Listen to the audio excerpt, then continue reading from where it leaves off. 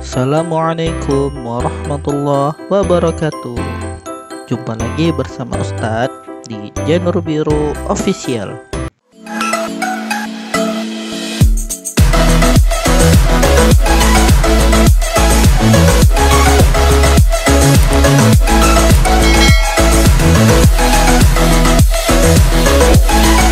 Di materi sebelumnya kita telah membahas tentang sistem reproduksi wanita dan bagaimana pembentukan sel telur yang kita kenal dengan oogenesis. Nah, kali ini kita akan membahas tentang sistem reproduksi pria dan bagaimana pembentukan sperma yang kita sebut dengan proses spermatogenesis. Sistem reproduksi pria terbagi menjadi dua, yaitu bagian dalam dan bagian luar. Pada bagian luar terdiri dari testis, penis, dan skrotum. Testis tersimpan dalam sebuah kantong yang disebut dengan skrotum atau kantung buah jakar, berfungsi sebagai tempat pembentukan sel sperma dan hormon kelamin yang disebut dengan testosteron. Skrotum yaitu kantung kulit yang melindungi testis dan berfungsi sebagai tempat bergantung testis. Penis dibagi menjadi dua bagian, yaitu batang dan kepala penis. Pada bagian kepala terdapat kulit yang menutupinya, disebut preputium. Di dalam penis terdapat uretra yang berfungsi sebagai saluran urin dan saluran sperma. Fungsinya sebagai alat untuk reproduksi, saluran pengeluaran sperma dan juga urin. Pada bagian dalam terdiri dari vas deferens, kantong sperma, epididymis, vesika seminalis, dan kelenjar prostat. Vas deferens yaitu saluran yang menghubungkan testis dengan kantong sperma, berjumlah sepasang. Bagian ujungnya terletak di dalam kelenjar prostat. Kantong sperma berfungsi untuk menampung sperma sebelum dikeluarkan dari tubuh seorang pria. Epididymis adalah tempat penyimpanan sperma sementara setelah dihasilkan melalui proses spermatogenesis. Vesicula seminalis yaitu alat yang berfungsi sebagai penampung spermatozoa dari testis.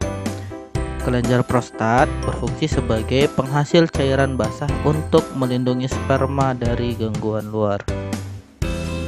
Proses pembentukan sperma disebut dengan spermatogenesis. Pembentukan sel sperma terjadi di tubulus seminiferus. Kata tubulus berarti saluran-saluran, sedangkan seminiferus berasal dari semen, yang artinya sperma, sehingga tubulus seminiferus adalah saluran panjang yang berkelok-kelok tempat pembentukan sperma. Proses pembentukan sperma terjadi secara bertahap. Sel endosperma atau spermatogonium yang bersifat diploid atau 2N mengalami pembelahan secara mitosis membentuk spermatosit primer.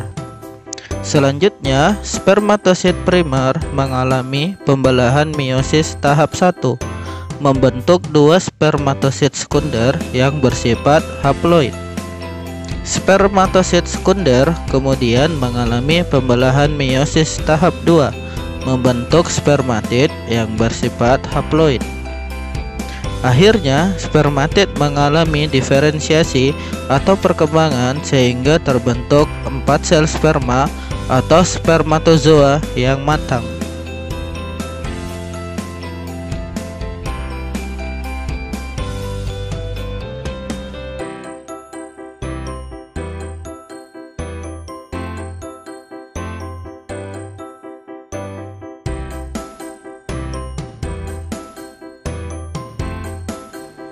Nah, itu dia materi terkait sistem reproduksi pada pria dan proses spermatogenesis, yaitu pembentukan sel sperma pada pria.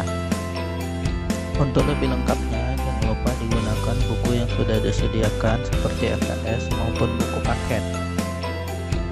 Sekian materi kita hari ini, sampai jumpa di materi-materi kita selanjutnya. Assalamualaikum warahmatullahi wabarakatuh.